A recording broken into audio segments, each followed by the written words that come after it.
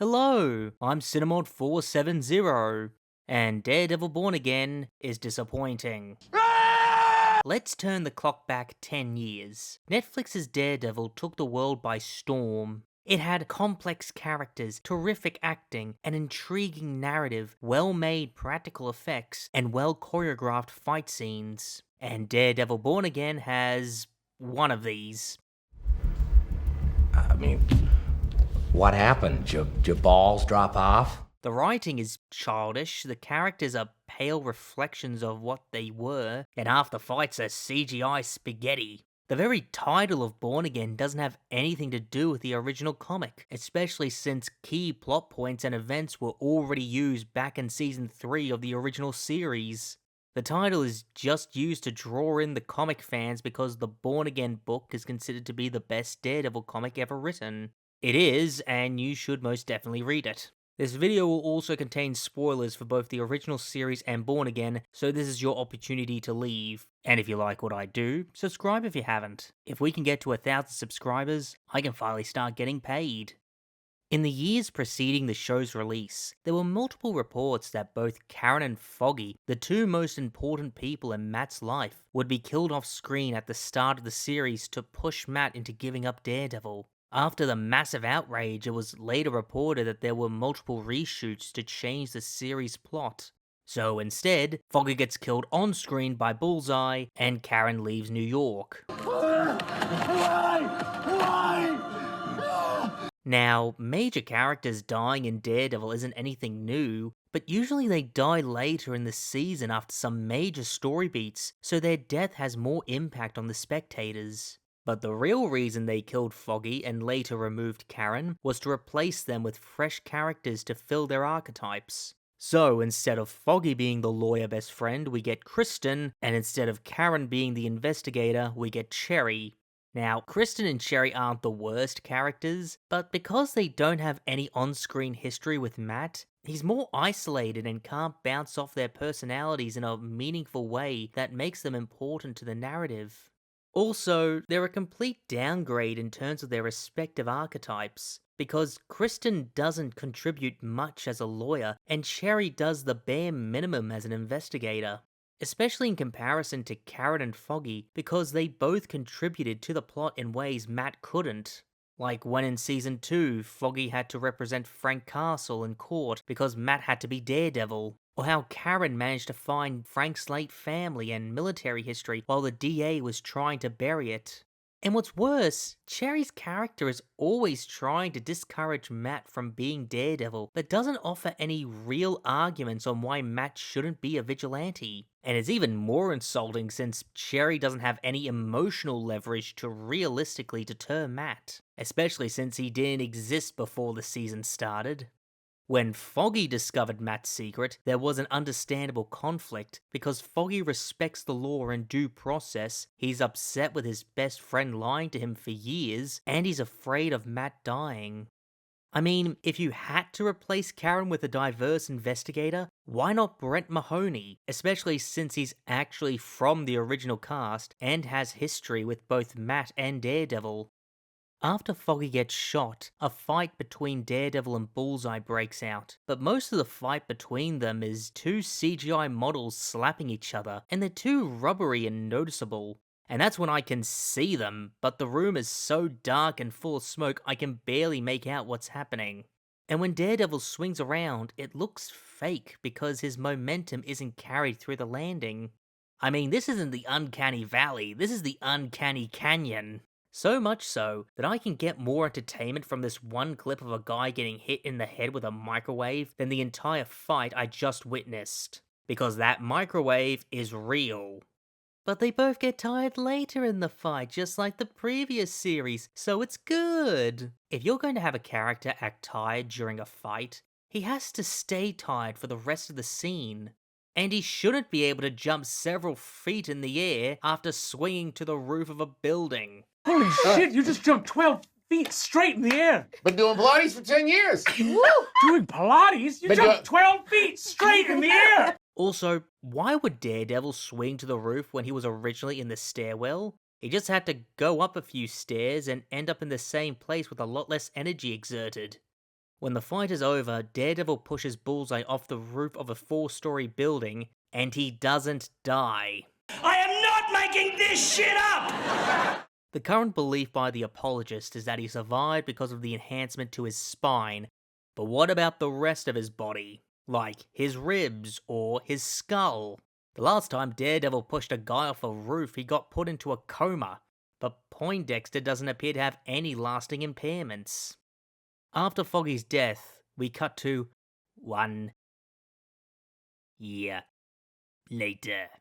And we completely skip all of Matt's grief. We get no knowledge of what happened to Foggy's family or loved ones. And whatever information we do get is told to the spectators rather than shown.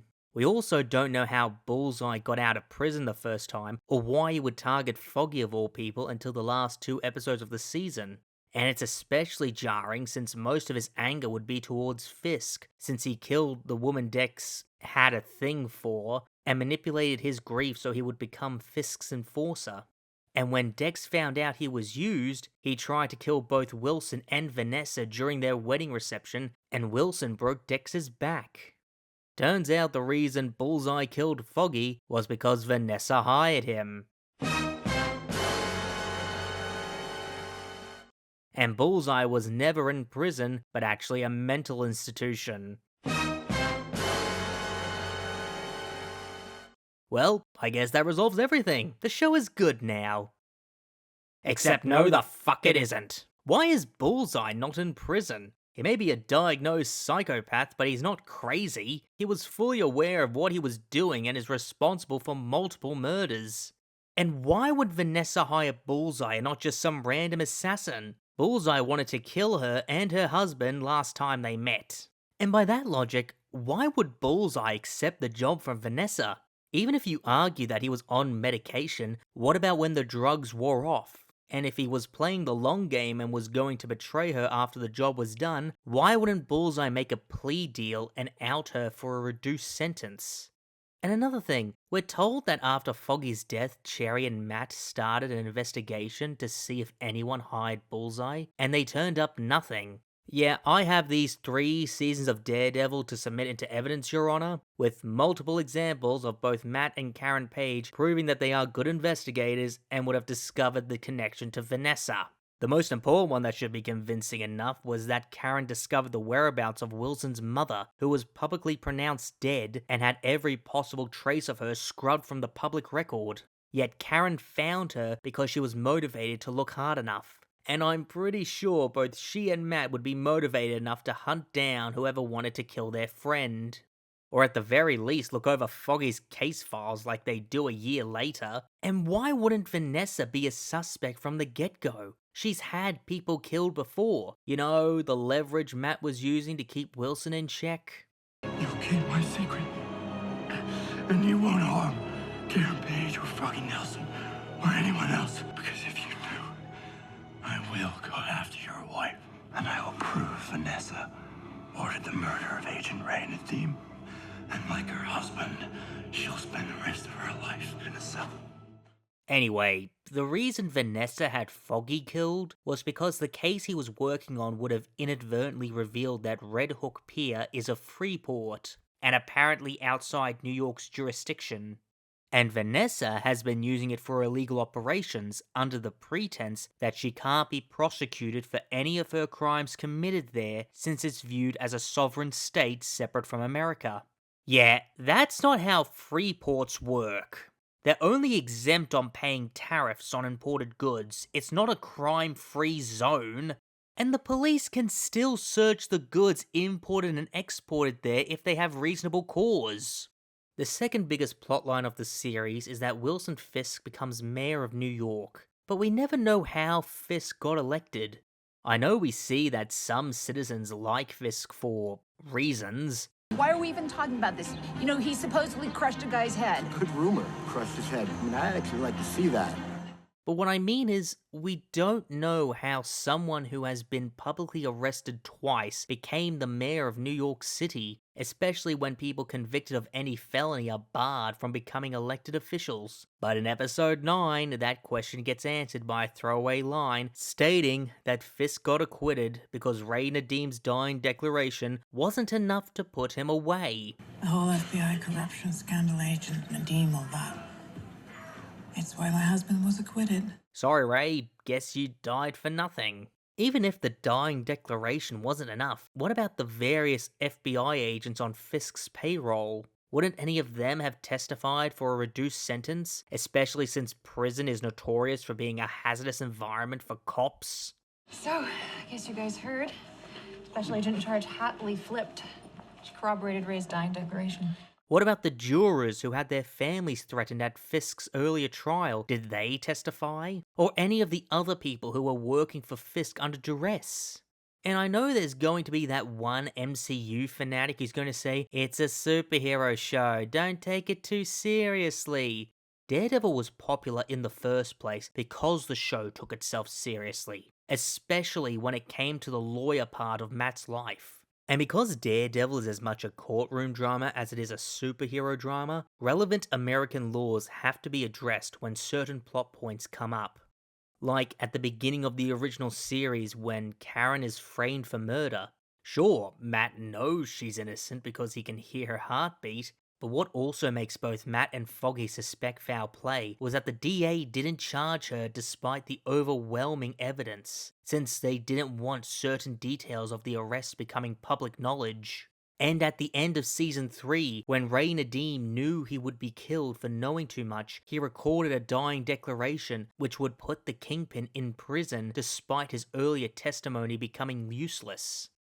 And yes, I'm aware of how the art is reflecting real life, but throughout history, when an amoral individual gets any kind of elected office, they tend to have a devoted following or heavy political and financial backing to ensure they get elected.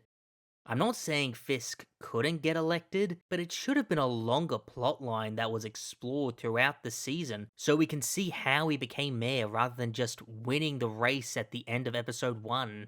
The only tangible thing we can draw on is that Fisk built his campaign around his hatred of vigilantes, but the series doesn't take the time to fully discuss the pros and cons of street-level vigilantes or how they differ from the Avengers who have saved the world multiple times. Sure, Fisk mentions the Punisher, who is understandably problematic, but he also references Spider-Man, who was an Avenger and an active combatant in the fights against Thanos. You know, the guy who wanted to kill half the universe? And no one tries to argue a distinction between the two. When it comes to the public's opinion, we mainly get a few vox pops from random extras, but they don't say anything of substance that justifies their screen time. They're mostly just to explain the plot for each episode. Comparing the vox pops to the trial of Frank Castle, we not only get to see the polarizing views on the Punisher, but the writers managed to diegetically work those statements into the plot without it appearing as exposition.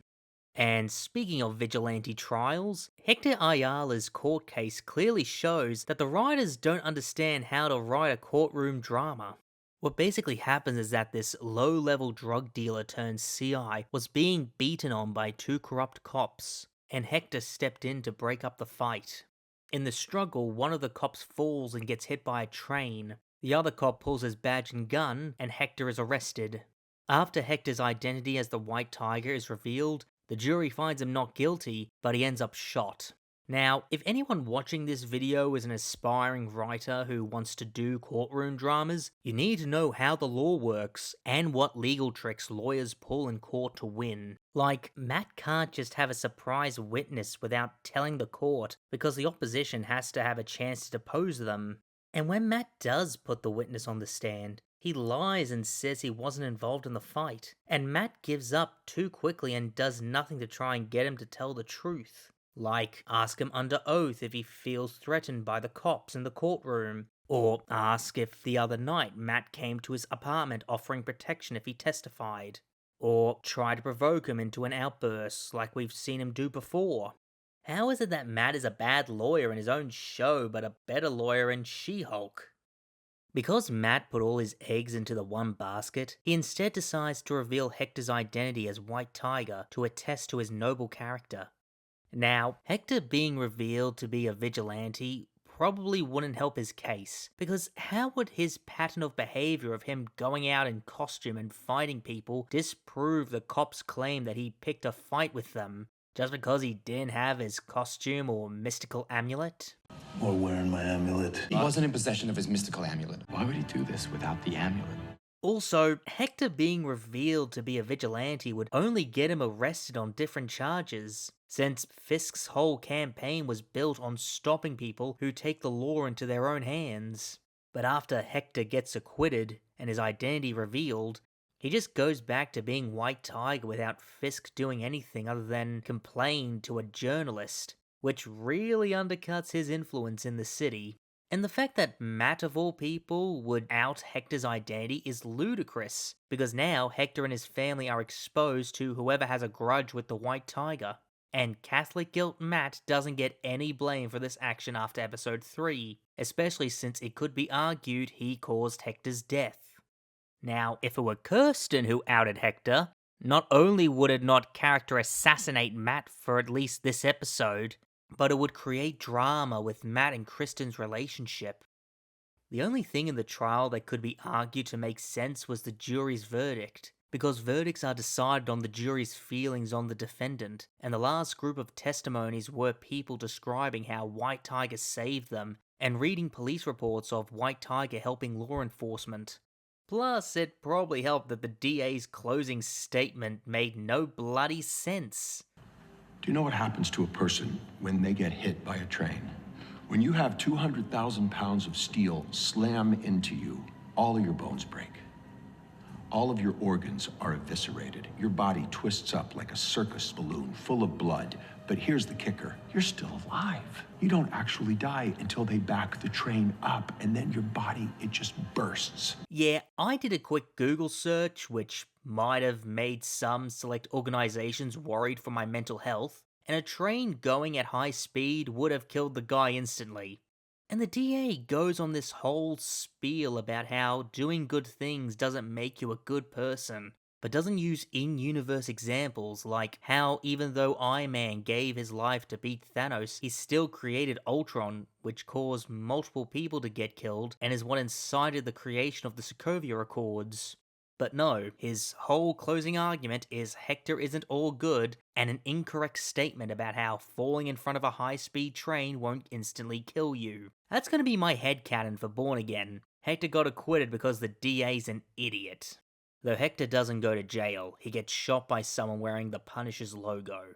And in the following episode, though there are scenes dedicated to characters grieving his death and finding out who killed him, which I'll get into later, the episode also uses its time for a B-plot about a guy who stole caramel corn. Caramel corn. Caramel corn. Caramel corn. Caramel corn. Caramel corn. Caramel corn. Caramel corn. Because our thief has roughly 25 pages worth of criminal history, the court wants to push for 35 days in prison. But the guy doesn't want any prison time despite the overwhelming evidence stacked against him. Matt, however, manages to get the sentence down to 10 days, which should be perceived as a win, especially since a conviction for petty larceny can be up to a year, and his criminal history and uncooperative demeanor could convince the DA to do so. But our caramel corn thief is still upset because he doesn't want any prison time. He complains that he lost his supplemental security income benefits because he missed an appointment while he was in prison for a previous crime. Now, one issue I had with this B-plot stemmed from this one question. What does this guy lose if he has any jail time? I asked some friends who also watched the episode, and they answered he'll lose his benefits again. But the reason he stole the caramel corn in the first place was because he was getting food out of dumpsters and he wanted something fresh and sweet, which implies that he didn't get them back after he lost them the first time. Now, we can infer that our thief was in the process of getting it back, but then why not tell Matt to incentivize him to push for no jail time? Based on everything our thief said, he's already at rock bottom. 10 days in jail is not gonna make him sink any deeper. If anything, he's more likely to be fed in prison. My second issue is that this cycle of being put in prison, which causes the loss of income benefits, which later forces the person to commit more crime that our thief spends an entire monologue on, never comes up again when Matt references the case. In fact, all he took from it was how his client got overcharged for stealing a box of caramel corn. Another client is serving time at Rikers for stealing a bag of caramel corn. Leroy Bradford goes away for eating a box of caramel corn. First of all, he stole 5. And second, he was going to be charged 35 days due to his extensive criminal history, when at most it could have been a year. I don't know if this inconsistency is due to all the reshoots they did, but clearly someone got their wires crossed. My third issue is that the whole point of this B-plot is for Matt to realize the system is flawed and he needs to become Daredevil again. Which makes this caramel corn plot redundant because that was the whole point of Hector's trial and death. That even when you work within the system, deal with all the hurdles and win, you can still lose. In fact, Matt already knew the legal system was flawed, that's why he became Daredevil in the first place. My fourth issue is that the writers clearly want us to sympathize with the caramel corn thief, especially since his monologue is carried by somber choral music in the background. Problem is, no rational human being would sympathize with our thief. When Matt first meets him, he says a bunch of ableist jokes. Hey, look at this. I get the friggin' blind dude. Bring on the blind justice. You hear me? Blind man. Yeah, let me see what I can do. See? See, that's funny. Because you can't see shit. If you're gonna make fun of a disabled person, at least be funny. And when our thief goes on his whole monologue and complains about how he misses his SSI appointment because he was in jail for 30 days, which crime was that for? Was it drugs, trespassing, petty larceny, or one of the 4 times he missed court? I doubt it was for panhandling, because he wouldn't have had to beg for money if he still had benefits. Look, fact is, he didn't have to steal. He himself admitted he wanted to, and he's a proven career criminal. So why shouldn't he be charged jail time? Is it wrong to steal a loaf of bread to feed your starving family? No. Well, suppose you got a large starving family. Is it wrong to steal a truckload of bread to feed them? And what if your family don't like bread? They like cigarettes. I guess that's okay. Now, what if instead of giving them away, you sold them at a price that was practically giving them away? Would that be a crime, Bart? The third plotline of the series is the Punishers, a group of corrupt cops with conspicuous tattoos who have a Frank Castle approach to crime and were responsible for Hector's murder. After Fisk finds out about them, he turns them into an anti-vigilante task force. But why would the Punishers work with Fisk? We've established that their whole deal is that they're cops with a Punisher mentality, and they killed Hector because he inadvertently killed one of their own. So they would never want to work under Fisk because he's been responsible for the deaths of multiple New York cops. The only explanations I can think of is that the writers can't distinguish motivation in their characters and believe dirty cops just want to be dirty. I will kill anyone, anywhere. Children, animals, old people, doesn't matter. I just love killing. Or they think that when a crime lord is acquitted, the collective consciousness of society forgets the crimes that were committed. And if we look at the other side of the situation, why would Fisk make his task force out of cops who glorify the Punisher, when he publicly stated his negativity towards vigilante justice? If anything, he could have used their example to prove the harm caused by vigilantes. Hell, the Punishers could have been a season-long villain that Daredevil had to deal with. Not only having to suss out which cops were dirty, but also having to deal with the complex discussion of what happens when other people take up a hero's symbol and if they dilute it. And on that cheerful note, what was the purpose of the bank robbery episode?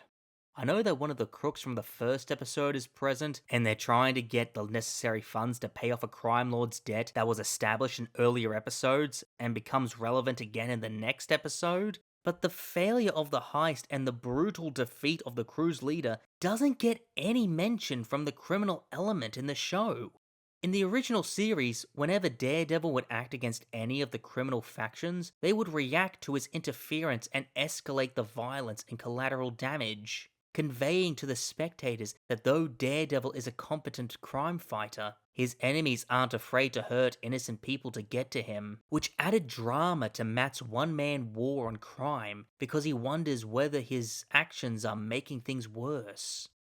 Since the original Born Again season was meant to be 18 episodes, it's likely this one was written to be filler with a cameo from Kamala Khan's dad, which could be interesting because they're both religious and their respective faiths have shaped their personalities. But if I take out this one episode, nothing changes the season. We don't even learn what that weird diamond they wanted to steal was or who it belonged to, and it probably won't get mentioned again till season 2. Now, the original series did set up plot lines for future seasons, but the writers managed to work them seamlessly into the narrative, like how they set up the black sky or when Fisk had to provide the hand property to use. The fourth plot line of the series is the villain Muse. I'll get more into his character later, but for now, I want to look at his fight scenes. When the first fight starts, Daredevil doesn't sneak up on Muse to catch him unawares or lead him into a trap. He instead just rushes him head on. I guess Muse got distracted by this really bad CGI shot. The fight also has this ticking clock element, as Angela, Hector's niece, is having her blood drained. But Daredevil doesn't appear to be trying to end the fight quickly, and he doesn't attempt to remove the blood pump from Angela. He may be blind, but his powers give him a complete understanding of his environment, so he should know how to pull the damn pump out. But Daredevil lets out his iconic roar, so the fight's good. Yeah, the roar's just for member berries and to be used in the trailer. Whenever Daredevil roared in the past, there was an emotional explanation, like when he defeated a bunch of ninjas who were masking their heartbeats so Daredevil couldn't see them, or when he finally had the chance to beat the crap out of Fisk after being jerked around for a season. Or after he did beat the crap out of Fisk, but realized he couldn't kill him. And another thing, Muse takes a lot of hits to the head, and the fact that he keeps fighting is ludicrous. And when Muse is defeated, he does that annoying villain thing where he just disappears. And it's even dumber since Daredevil should not only be able to hear him leave, but be fully aware of which direction he's going. Anyways, Daredevil punches Angela's chest and she wakes up. Okay, quick tangent. Can we stop doing this? This isn't how CPR works. Hell, when we had to practice it back in high school, the instructor would always say not to put too much pressure on the person's chest because you will break their ribs. Remember what I said about Muse taking multiple blows to the head? When we see him without his mask the next day, his face doesn't have any bruises. In the original series, Matt would always have bruises after his fights because it added realism and made his friends question what he was up to. The last Muse fight has the same problem as the first. Muse takes a lot of damage, even gets impaled, but he shows no sign of getting winded. The season ends with Kingpin turning off the power in New York City and declaring a state of emergency. Meanwhile, the task force are shooting civilians and claiming that they are vigilantes. And only Daredevil and Punisher are seen trying to stop it. We don't see Spider-Man, Kate Bishop, Jessica Jones, Luke Cage, or hell, not even Colleen Wing.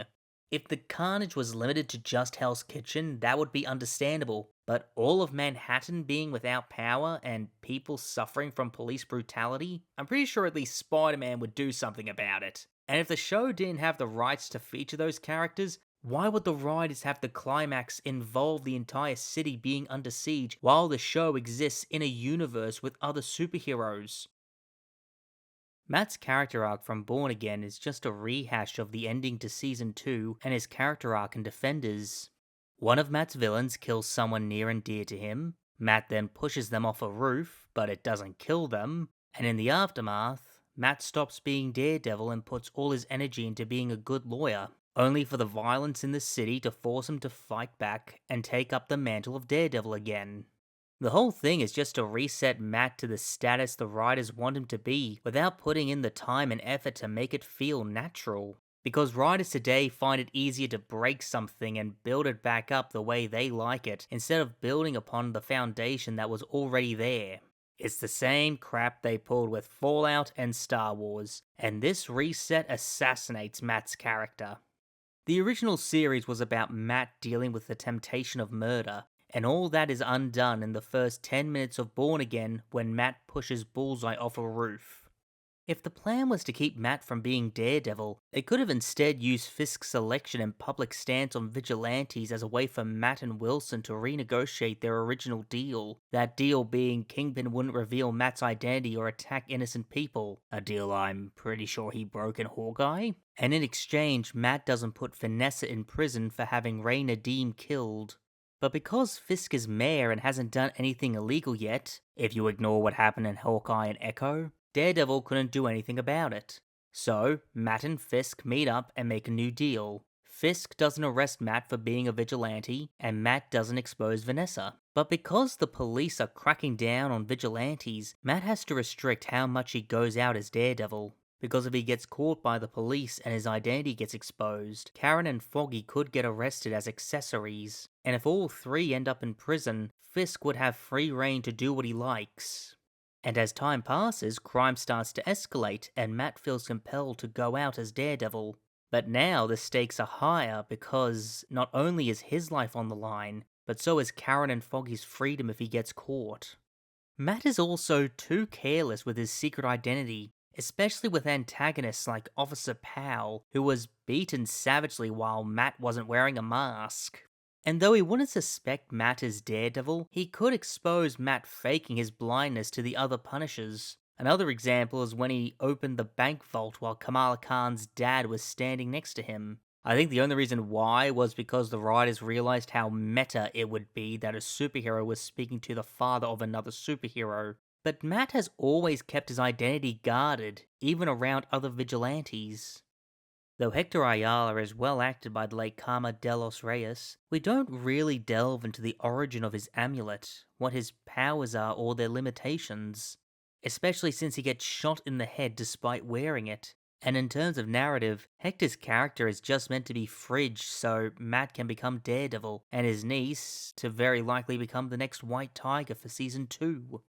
After Matt investigates Hector's murder scene, he visits Frank Castle about the Punishers. And Frank just brushes off the fact that a bunch of corrupt cops are using his logo, even after one of them killed an innocent man.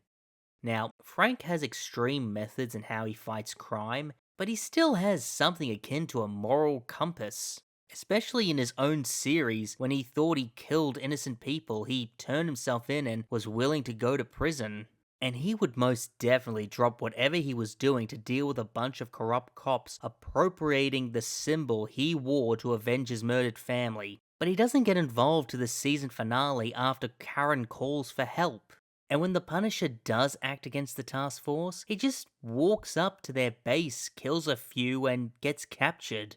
First of all, Frank would never take on an entire fortress head-on without a plan. And secondly, why wouldn't Fisk immediately kill him? I can understand Fisk holding on to the other prisoners for leverage, but Frank made it very clear the next time they met he would try to kill him.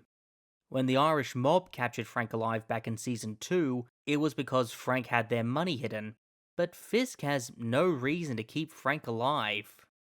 The scene between Matt and Frank is the only good scene in the series, though it is a bit of a mixed bag. In the opening section, the writers forget that Matt has heightened senses, and Frank ambushes him, and after Frank dismisses a bunch of wankers pretending to be him, Matt and Frank's dialogue basically reiterates their conversation on the roof back in Season 2. Are you a service, Red? Did you serve? He pranced around the city in a Halloween costume, beating the snot out of bad guys. Hey, thank you for your service. You ever been to war? You run around the city in a pair of little boys' pajamas and a mask. You go home at night, right? Take that mask off, maybe you think, wasn't you who did those things? Christ! So what now? Every day Bullseye goes to the chow hall, eats his slop. You know he gets to breathe the same air that you breathe. You act like it's a playground. You beat up the bullies with your fists, you throw them in jail, everybody calls you a hero, right? And then a month, a week, a day later, they're back on the streets doing the same goddamn thing. But then, Frank says that Matt's really here because he wants to pick up the mantle again and mentions Foggy's death. And Charlie Cox's portrayal of Matt's breakdown is just perfect. Meanwhile, John Bernthal manages to convey vulnerability from this hardened killer. After Echo hits Wilson with the power of white guilt, he becomes the mayor of New York and wants to use his influence to give back to the city in a more legitimate way. But as the series progresses, his true nature starts leaking out.